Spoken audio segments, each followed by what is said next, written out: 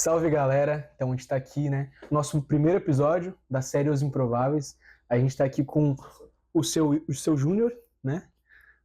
Então, a gente vai falar um pouquinho sobre a história de vida dele, o testemunho dele. Mas vamos apresentar, né? Vamos descobrir quem que é o seu Júnior, né? Quem que é o Júnior? Bom, o Júnior é esse baiano que está aqui, né? Vindo direto de lá da Bahia aqui pro sul, né? E como vocês estão contando uma história, né, sobre os improváveis, uma escolha boa até me escolher para me colocar nesse meio, porque diante da sociedade de onde eu venho e diante, né, do mundo cristão, do mundo evangélico, eu como uma pessoa, né, de cor, né, e na cabeça de algumas pessoas, a gente que tem menos conhecimento, a gente não consegue chegar em algum lugar, né? Mas quando Deus, ele é a base de tudo, e quando ele quer fazer história na vida de algumas pessoas, ele tem os seus escolhidos. E eu, apesar de não ter, né, palco, apesar de não ter um púlpito, né, mas eu tenho certeza que Deus, ele me escolheu, que eu faço o trabalho dele, faço para ele, faço com amor, não faço por ninguém, faço pela cruz. Foi ele que me deu essa vida, né? E esse é o Júnior do evangelismo, é o Júnior que vai na casa do jovem, é o Júnior que visita aquele que está deprimido, aquele que está no mundo das drogas, e tentando conquistar a confiança dele e chegar ao ponto de dele se permitir que ele venha entender que ainda tem uma oportunidade para ele e que Deus está sempre de braços abertos. Mas como é que foi teu primeiro contato, assim, com Deus, com Jesus, com a Bíblia? Então, contando a minha história, dos meus primeiros passos, né, com Deus, né, eu, como qualquer pessoa que não tem Jesus, que não tinha Jesus, né, eu fui encontrado de uma forma até meio que, assim, no anonimato mesmo, né, sem conhecimento de nada. Um colega da minha esposa, um amigo, né, da escola, ela era muito jovem, a gente era muito jovem, né, e ela estudava, né, tinha parado de estudar, voltou a estudar, e o colega dela, ele era cristão, né, e eles fizeram amizade com a esposa dele, e aí convidou a gente para ir, convidou ela, né, para ir numa igreja, né, e a gente nunca tinha ido, entrado em uma igreja cristã, e eu era católico, né, eu era católico, e eu não sei se vocês conhecem dessa forma, mas todo mundo que não tem uma crença diz que é católico, né? Ele não é de nada, então ele diz, não, eu sou católico, porque a igreja que ele frequenta é a igreja católica, então ele vai ali na igreja católica. Então eu dizia, eu sou católico, né? Pela fé dos meus pais, né? Pela aquela crença, pelos santos em casa, então eu sou católico. E quando ele veio e apresentou, né, fez o convite para convidando ela para ir num culto, né? Ela me chamou, eu fiquei meio que assim, coisa de crente, né? Meio complicado, a gente dá logo um passo para trás, né? Mas quando convidou, pela insistência dela, e eu fui, e a minha primeira visita foi um dia de sábado, 2009, né? A minha primeira visita foi em 2009, um dia de sábado, ali meado de janeiro. E naquele sábado eu fui, ouvi uma boa palavra, né? Como eu nunca tinha ouvido uma palavra da Bíblia, eu nunca tinha lido, nunca tinha meditado, nunca tinha buscado essa fonte que com tantos sonhos, com tantas realidades, mas eu não tinha buscado isso, eu não conhecia. Então, a partir daquele momento, despertou, acendeu uma luz em mim. Quando acendeu uma luz em mim, eu continuei indo, fui no próximo culto. Aí ela foi também, só que você sabe que o mundo aí fora, ele nos traga, né? Ele é um destruidor de vidas. E o que é que acontece? Eu ia na igreja, mas no domingo tinha cerveja, tinha um baba dos colegas, né? A prostituição, aquela coisa do mundão, né? Então isso acabava me deixando, né, em cima do muro. Poxa, a palavra é boa e tal, mas eu estou acostumado a pular carnaval. Eu estou acostumado a estar no meio de milhões de pessoas, né, tomando cachaça, me drogando. Então eu estou acostumado àquilo ali, eu estou acostumado a ter mulheres e tal. Então o homem do mundo, que ele é casado, ele não tem a preocupação de ter uma mulher. Ele tem a mulher, mas ele quer ter outras mulheres. E a diferença do cristão. Então, até eu entender isso, até Jesus, né, chegar até mim, E em um outro culto, né, eu disse à mulher, você precisa aceitar Jesus, que você está com vontade. Ela disse, mas eu só aceito se você aceitar. Eu só me converto se você se converter, porque se nós é uma carne, como ela está dizendo aí, tem que ser os dois. Então, se você bebe cachaça, eu bebo. Foi dessa forma, sabe? Aí ela não levantava a mão, né? E era em uma igreja batista, né? Quando ele fez o apelo, né, para ir lá na frente, eu fiquei pensando naquela mensagem. E aí eu levantei a mão.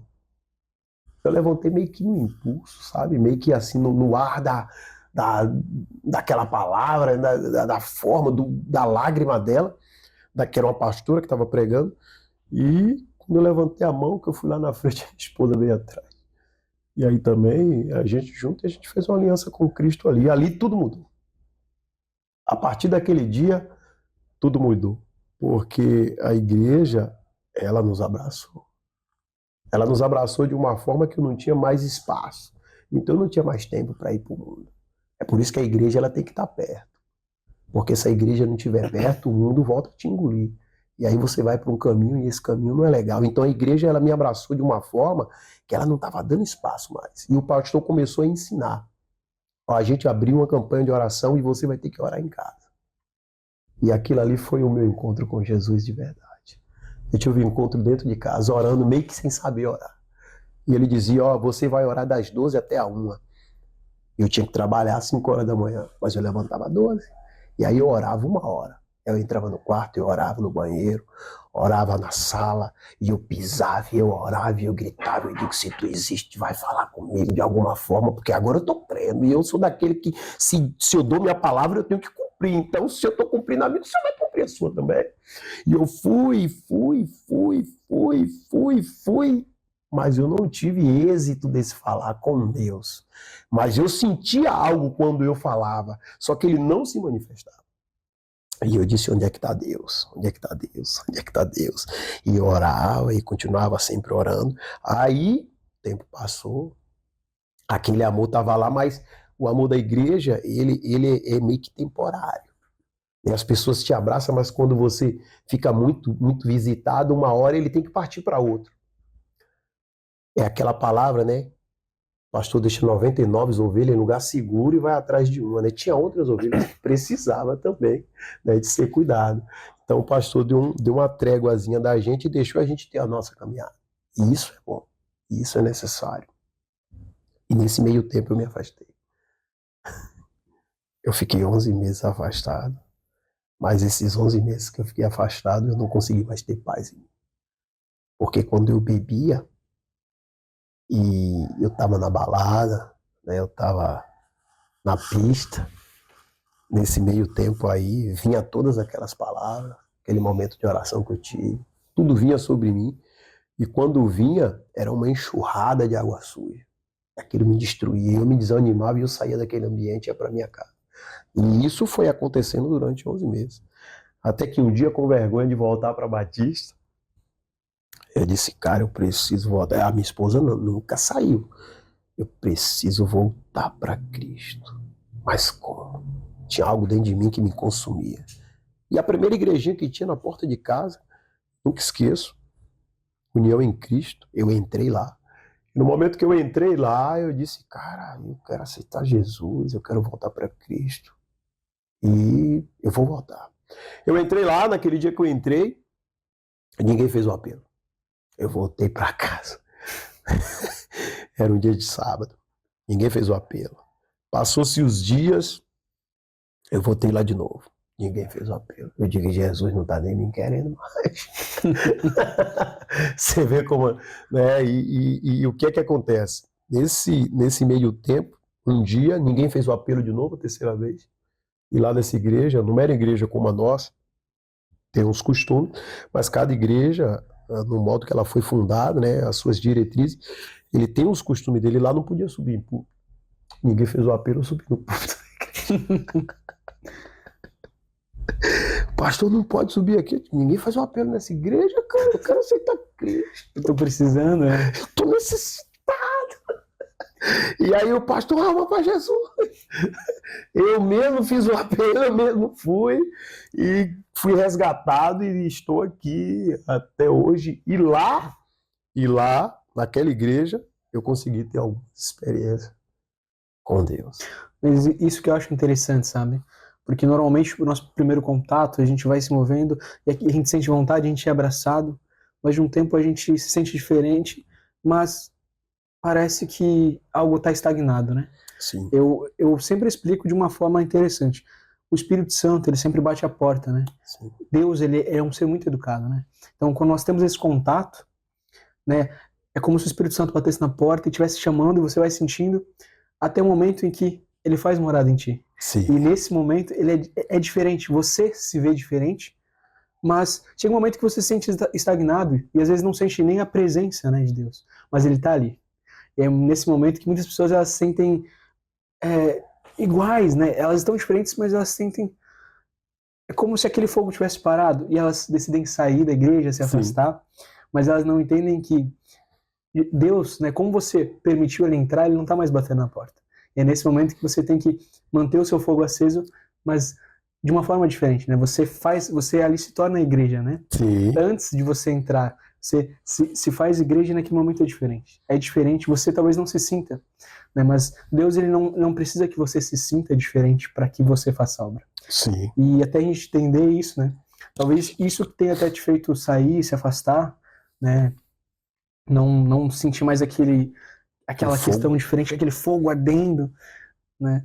Então eu acho interessante porque muita gente relata isso, né? No momento que tem um contato, se afasta e daí retorna novamente. E como você falou, esse contato que Deus, quando ele toca em nós, o tocar de Deus é como se ele dissesse assim, eu vou tocar um pouquinho que é para ele sentir saudade. E eu só vou tocar um pouco, porque em algum momento ele vai achar que eu não estou mais com ele, mas quando ele se sentir só, ele vai voltar a me buscar. E é nessa hora que nós, né, é pescado verdadeiramente. É por isso que na minha caminhada hoje, eu não estou nem aí. As pessoas às vezes têm muita crítica em relação à igreja. Eu não estou nem aí para cargo, para essas coisas de igreja, para essas coisas ditadas pelo homem, né? Tem que ter o homem? Tem que ter. Porque a Bíblia diz que quem almeja o episcopado, uma obra boa ele deseja, né? Só que tem os seus escolhidos. Tem umas pessoas que desejam uma coisa boa, lógico, se a Bíblia está dizendo que é bom você almejar, você desejar aquilo, é porque é uma obra boa, porque partiu de você. Só que tem os escolhidos. Por exemplo, o povo escolheu Saul. Quando o povo ele escolhe Saul, automaticamente eles rejeitaram a Deus. E quando eles rejeitam a Deus, ele diz assim, não, a gente queremos um rei. Poxa, o povo está sendo guiado pelo rei dos reis. Exatamente. Ele está desejando agora um rei, então Deus, beleza, tá vindo aí. Saul procurando a desenvolvimento do seu pai, né? E à vista do povo, aquilo que atrai, o que seus olhos te atrai, é o que você acha que é bom para você. E aí é que é onde está o erro. A falha. Saul era bonito, robusto, homem de guerra, né? Encorpado. Então tá aí o rei. Unge, mas era uma escolha do povo. Mas Davi que era o escolhido do Criador. E é isso que às vezes as pessoas não conseguem entender. A pessoa que busca e que deseja é bom. Mas tem os seus escolhidos. Davi, ele foi escolhido por Deus. Saul foi pelo povo. A diferença é que quando você é escolhido por Deus, você erra. Mas a tua sensibilidade, né, a certeza que você tem no poder de Deus, no Espírito Santo de Deus, quando ele te toca, você é verdadeiro. Você tem a facilidade de pedir perdão.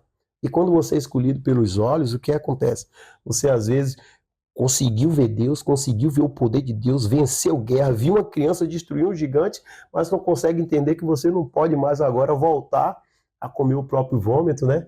Adorar outros deuses, que foi isso que ele fez. Então, a sensibilidade de quem é escolhido. Quem é escolhido, ele é diferente. O cara vai dizer, poxa, mas Davi pecou. Poxa, mas Davi se arrependeu. E Saul não. E essa é a diferença. Essa é a diferença. Se arrepender enquanto há tempo. A oportunidade está aí. Então, quando tem arrependimento, tem esperança. E Deus é a última esperança, né? É a esperança que ele está lá. A partir do momento que você morre sem Deus, você perdeu o seu contato com ele. Porque morto não ouve. Morto não fala. A Bíblia diz que morreu sim, segue-se o juízo, e o juízo de Deus ele é pesado. Então tá aí. No meu caso, quando eu tive um encontro com Deus ali naquela igrejinha, Eu queria fazer as coisas, eu ajudava na obra, mas eu não sabia, né? Eu não tinha o desejo de alguma coisa. Eu não tinha esse desejo. Mas um dia se levantou um senhorzinho que nem falava. E aquilo, o que me deixou intrigado, não, é porque era uma igreja, tinha muito movimento, eu ficava meio assim assustado, mas tinha algo que dizia, não, isso aqui é de Deus. E levantou um senhorzinho um dia lá, eu estava no culto. Cara, aquilo me marcou. Aquilo me marcou. Eu não sei se aconteceu com vocês ou com quem está ouvindo, quem está vendo isso. Mas um senhorzinho levantou, de olho fechado, ele segurou de minha mão tão forte que eu estava na igreja, queria a Deus, mas a carne ainda estava ativa. E a minha vontade era bater nele. Porque ele agarrou em minha mão e não soltou. Ele não soltou, me levantou e eu rodei com ele aquela igreja todinha, socada de gente. E ele de olho fechado. E eu olhava pro olho dele, ele de olho fechado. E meu desejo dentro de mim, a minha cara dizia, dá um murro nele, dá um murro nele, dá um murro nele. E eu com vergonha. Eu tava zangado e aquele senhor rodou a igreja, chegou lá no púlpito, onde não podia, me pôs lá em cima, na cadeira do pastor. Que loucura aquilo, cara. Eu digo, meu Deus, não pode, naquela hora podia. Me botou. Eu digo, cara, esse cara é doido, me botou aqui. E eu não entendi nada. Eu não entendi nada. Aí fizeram oração, tal, eu desci. Aí o pastor levantou. Você entendeu, irmão? Eu digo, não. O cara me tira da minha cadeira lá, né, o irmão, e me bota aqui. Você não entendeu? Você não vai ficar aí não, rapaz. Você não vai ficar sentado aí. Tem uma obra te esperando. Eu digo, cara, aquilo ali foi um choque. Mas eu digo, como? Eu leio a Bíblia, mas eu nem entendo direito, eu gosto de ouvir e tal. Eu tinha uma mania de cantar, né? Eu escrevia música, né? Então, mundana, né? Secular. Então eu digo, poxa, será que é isso? Tal, mas não é e tal. E eu tinha bandinha de pagode, né? Todo baiano tem banda de pagode, né? Então, vocês sabem, né? E naquilo, eu comprei um terreno, né? Em um determinado bairro. E ficava longe, né, da igreja. E aí o irmão ia me buscar, mas ficava pesado, eu tava ficando pesado. E minha família toda e a família dele de um menino, cara.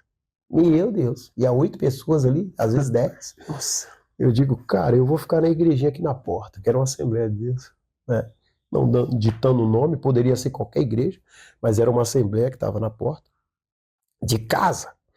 E aí minha esposa ficou logo lá, eu não vou mais pra lá, é muito longe, 6 quilômetros, né, e tal, é muito longe. Aí ficou ali, e eu fiquei mais uns 6 meses lá na outra igreja. E aí chegou uma hora que eu cheguei pro pastor e disse, ó, pastor, eu congrego ali e tal. E eu vou congregar aqui com o senhor porque tá ficando longe pra mim, né? E aí mudei, falei com o pastor lá da outra igreja, ele liberou, fui pra aquela igrejinha. Ali começou toda a minha história. A partir daquele momento ali, o pastor me separou ali, eu tive que casar, né? Eu vivia, mas não era casado. Entendi. Ainda tinha esse problema, né? O pastor entrou, foi lá em casa, comeu um cuscuz com café lá, filou minha boia várias vezes, entrou em minha mente. Cara, o pastor, ele me persuadiu e me fez eu casar. Você precisa casar. Cara, foi tudo assim. Não, que eu já tô casado, esse negócio de assinar documento, isso é balela, pastor. Isso aí eu tô casado do mesmo jeito. Eu vivo com minha esposa, só tenho ela. Tá juntado, né? Sim, eu tô casado, mas... Não, você tem que casar. Ele tinha um projeto pra mim, porque eu não era casado, mas lá na igreja, como eu era meio alegre, assim como eu falo demais, né?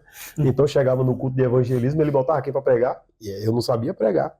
Aí eu preguei uma vez, ele falou 15 dias antes, e naquele 15 dias antes ali, eu fiquei estudando, fui, preguei. Aí todo evangelismo, quem pregava? Eu. Aí ele disse, tem que casar, homem.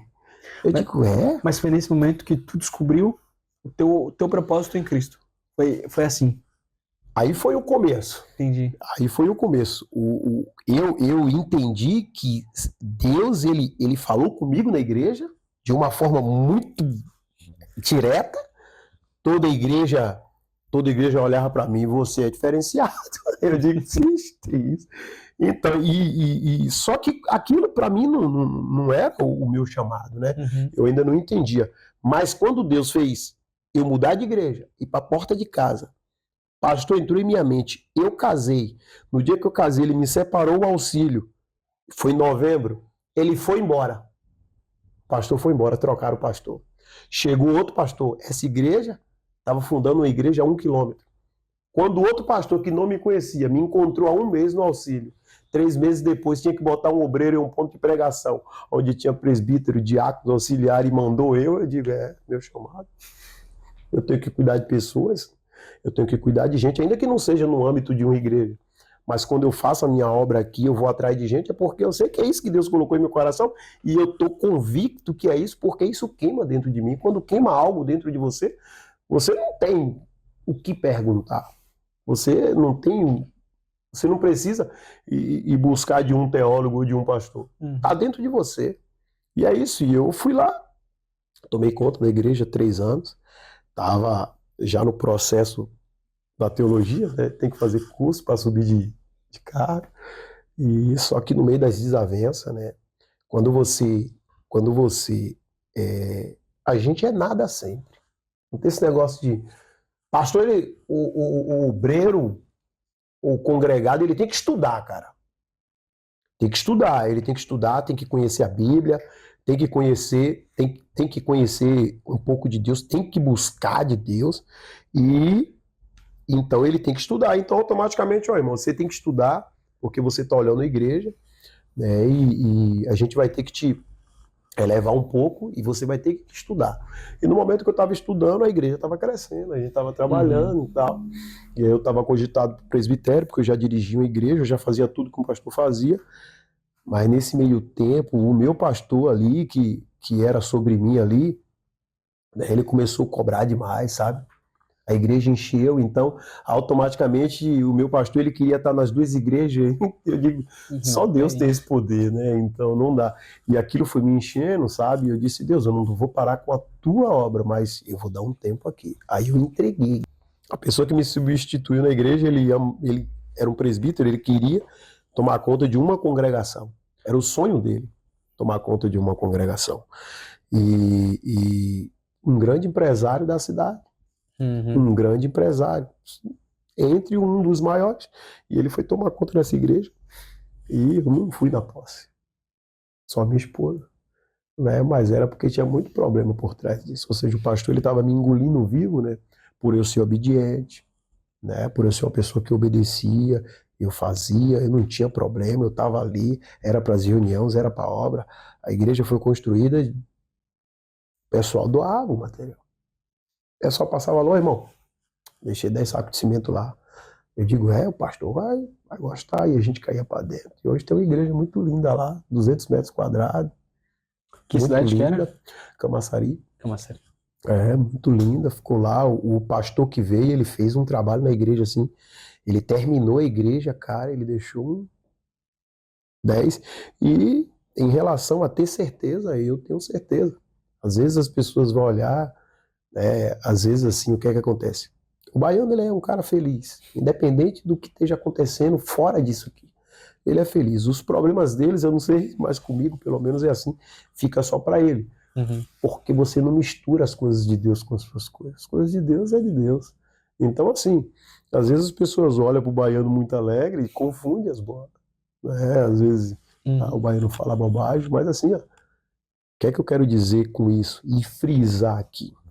É que quando alguém ele olha para você meio de lado, e quando ele tem alguma dúvida sobre você, é porque ele só ora em prol dele. Ele ora, ele tem um objetivo e ele quer chegar, então ele esquece de orar por todos. Porque Deus fala também com os baianos, Deus fala também com o haitiano, Deus fala também com quem jejua só 2 dias, Deus fala com quem medita só uma vez na semana, Deus fala com quem ajoelha 10 minutos. Porque às vezes as pessoas acham que Deus só fala com ela, que só ela tem um trabalhar diante das coisas de Deus, que as pessoas, o que elas pegam? Não, eu oro, Deus fala comigo. Poxa, e Deus não fala comigo.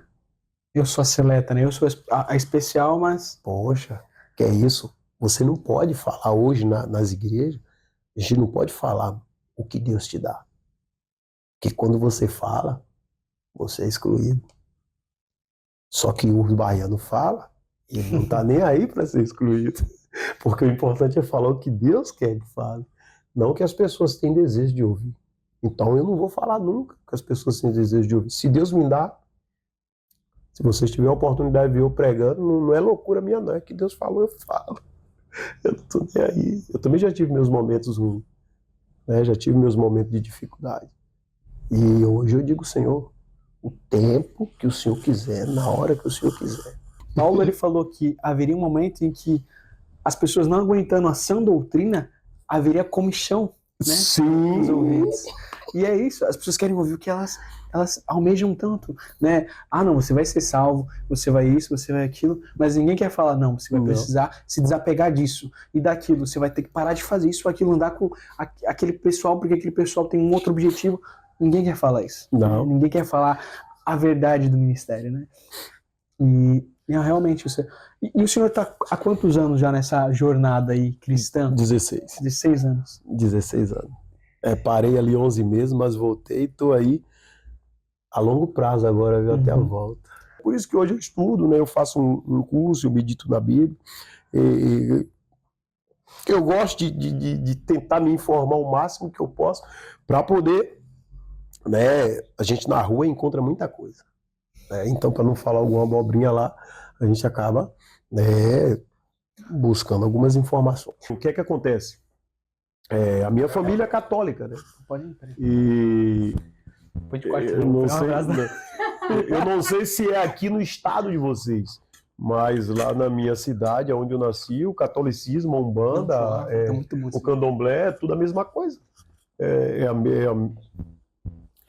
Se compartilham a mesma fé desses modos. Então, como lá tudo era catolicismo, né, e o catolicismo, e tanto a Umbanda quanto o Candomblé é a mesma coisa, entre aspas. Hoje tem uma diferença, mas eram as mesmas coisas.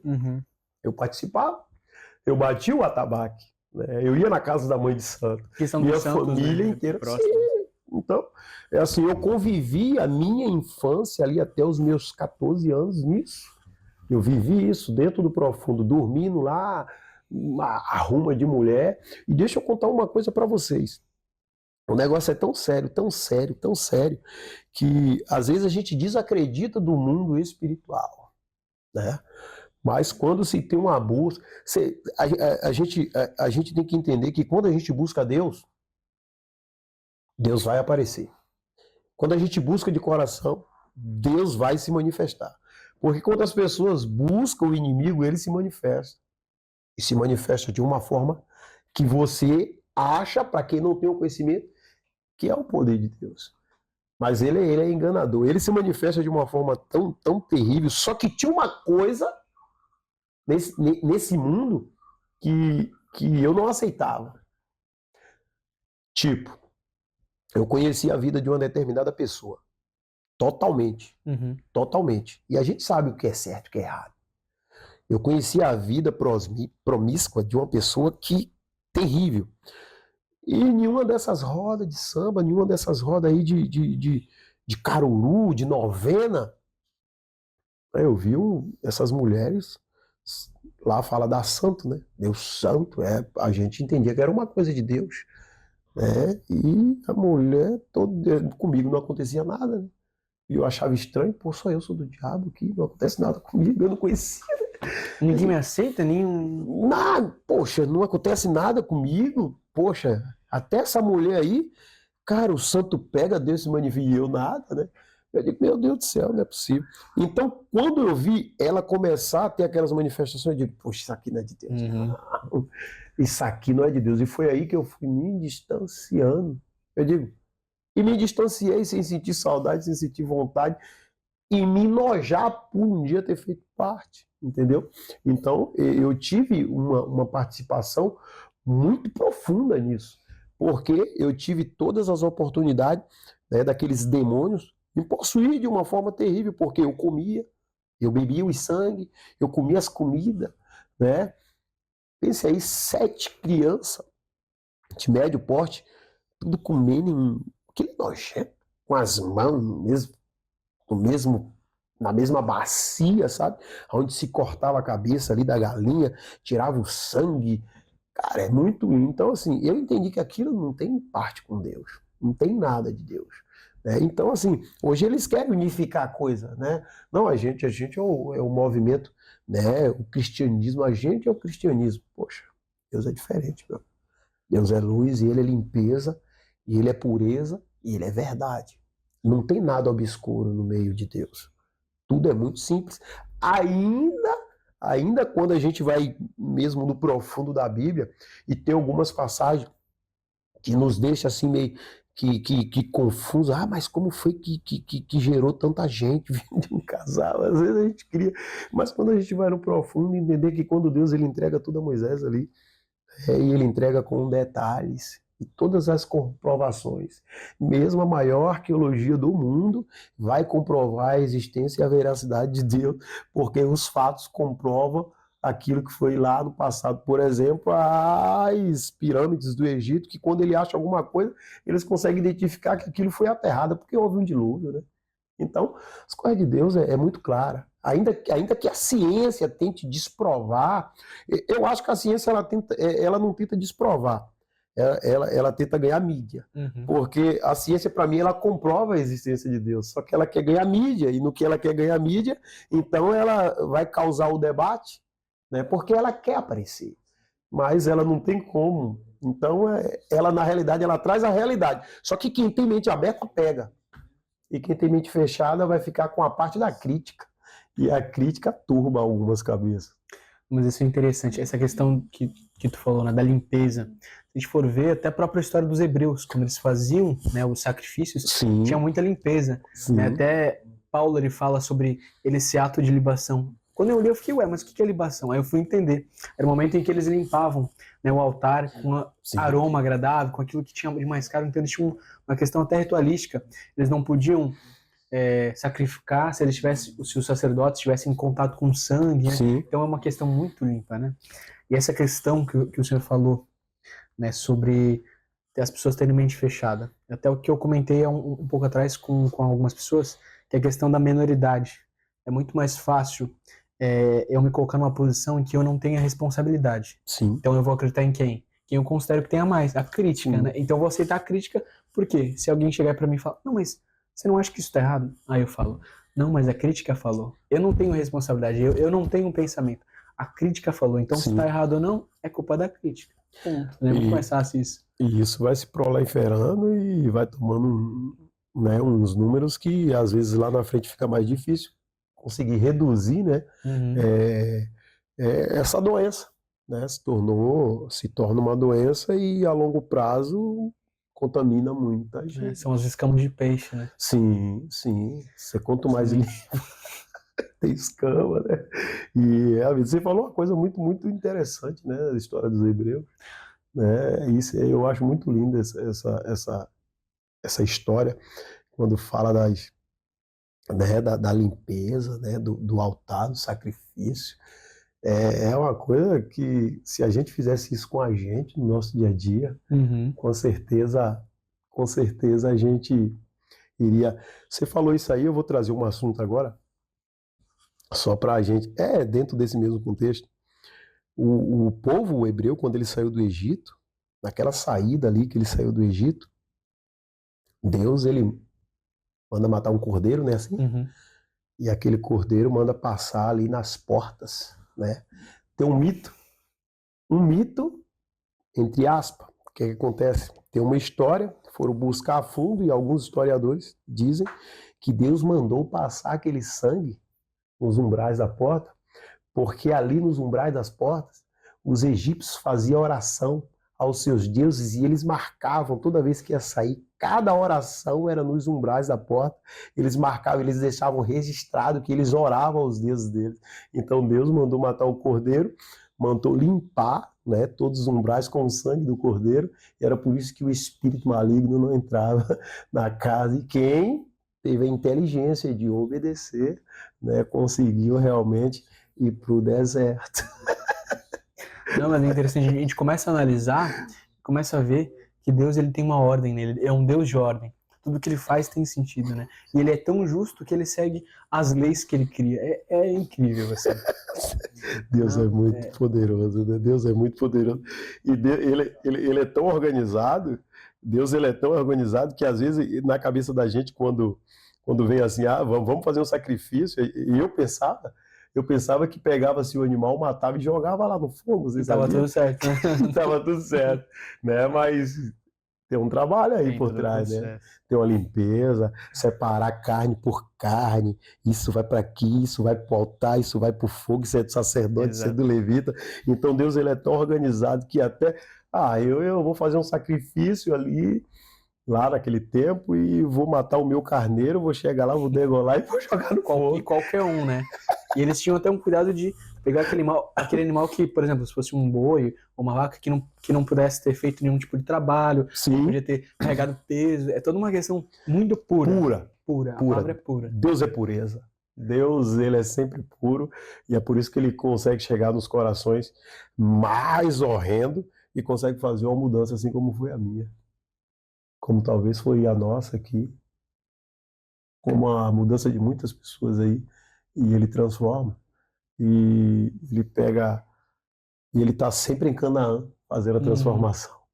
A água aqui está virando vinho o tempo inteiro. Ele pega aquele coração mais bruto, e ele vai lapidando, até se tornar um coração de carne, né? Sim. As pessoas acham que ele troca, não, ele não troca, ele vai lapidando, ele vai quebrando aquela pedrinha que está presa ali, e é uma lapidação, né, do coração. Aquele o escritor Augusto Cury, né? Ele era um ateu, né? E ele conseguiu, né? Ele meditando na palavra de Deus, ele conseguiu entender que era impossível não acreditar em Deus. Então eu fico maravilhado. Então, quando eu pego a minha caixa, quando eu disse a ela que eu ia fazer um culto ali no sinaleiro, e ela disse que não, a minha iniciativa era ir na igreja. Eu digo, será que alguém está disposto? Será que alguém topa? Né? Será que alguém tem disposição para isso? E eu olhei, eu não vi ninguém disposto. Então eu disse, beleza, disposição eu tenho. Então eu vou ali, comprei uma caixa, o pastor me cedeu o microfone, até hoje está aí, me emprestou, e a gente está trabalhando. Talvez aos olhos pareça nada, mas o céu eu tenho certeza que está recebendo. Mas e com tudo isso que tu está vivendo, com o que tu viveu, as tuas experiências, o que tu está conseguindo lidar com a tua vida, com o que tu está levando, com o que tu está aprendendo tudo isso, né? O que tu está levando para a tua vida hoje? Bom, então, com o meu histórico, né, de vida, com a minha chegada até Cristo, e com isso que eu consegui adquirir, que é esse amor dentro de mim, que eu tento passar para as pessoas da minha forma, eu estou levando a minha vida, e dentro dessa história, né, criada por Deus, sendo que eu sou a parte física aqui para fazer o contexto dela, hoje eu me sinto vencedor, né? Eu tenho problemas como qualquer pessoa, né? E dentro desse problema, dentro desse dia a dia, né? Desse dia a dia doído, desse dia a dia cansado, porque o trabalho ele nos cansa, né? Dentro desse dia a dia de culto, é culto segunda, é terça, é quinta, sábado, domingo, são 5 dias de culto, e a gente está lá, todos os dias no trabalho. Então isso para mim identifica que eu amo estar com Deus, eu amo fazer as coisas de Deus. Eu não estou falando em amar estar no templo. O templo para mim é um lugar de descanso e um lugar de você falar com Deus, porque automaticamente quando a gente se ajoelha e começa a conversar com Deus, a gente começa agora a descarregar tudo aquilo negativo e está agora de frente com o Criador. E estando de frente com o Criador, eu consigo levar a minha vida, pegando a parte que quando lá no passado eu me converti, e quando eu senti que Deus ele me deixou andar com as minhas pernas, que ele se afastou de mim, na realidade ele tinha dado um pouco dele de mim, e dando um pouco dele de mim, até eu sentir saudade de voltar para ele. Ele disse assim, eu vou colocar algo um pouco nele, vou me afastar, me distanciar um pouco e vou deixar ele vir atrás de mim. Porque é isso que nós temos que fazer. A gente tem que sentir o desejo de querer Deus. E quando esse desejo de querer Deus me faz eu ir no sinaleiro, você que está ouvindo essa mensagem, que talvez ainda não se encontrou, não teve um encontro com o Senhor, a máquina que vai te motivar a fazer isso é a tua oração, é a tua meditação, é a tua busca. E isso vai te fazer você fazer algo, ainda que na cabeça de alguns seja uma coisa que todo mundo faz. Mas o seu diferencial de estar ali todo dia, de enfrentar a chuva, de enfrentar o cansaço do trabalho, o mau tempo e de encontrar um sorriso de um mendigo que ele vem e te abraça e você consegue transformar aquele sorriso em felicidade só pelo motivo de você estar ali. Talvez sendo um improvável na cabeça de um empresário, de uma pessoa bem-sucedida, talvez sendo um improvável na cabeça de um religioso, talvez sendo improvável na cabeça de uma pessoa que está bem lá no alto, né, ali no alto escalão do evangelho, da doutrina, da igreja, da casa da igreja, mas para aquele mendigo, eu estou sendo uma parte de Deus, né, trazendo uma palavra verdadeira para ele, trazendo algo de esperança, como eu tenho ouvido ali, não para mérito, longe de mim, isso nem quero, não estou ali por mérito, porque se eu tivesse, eu estava na Bahia, dentro da favela, que é o lugar mais gostoso de evangelizar, é dentro da favela, porque lá o criminoso, ele encosta a arma, baixa a cabeça e começa a te ouvir. Então isso é importante, você passar um pouco do que Deus te deu, que é a alegria, é a palavra, é a compreensão, é o amor, porque Deus, ele é amor, ele é justiça, mas ele é amor, enquanto tem vida, ele é só amor, porque aquela cruz revela Jesus morto, mas ao terceiro dia ressuscitado para a honra e glória do Senhor. Eu deixo uma palavra. Aleluia. Eu deixo uma palavra. João, uma palavra que para mim é uma marca registrada. João 14. Se pedires alguma coisa em meu nome crendo, eu suscitarei.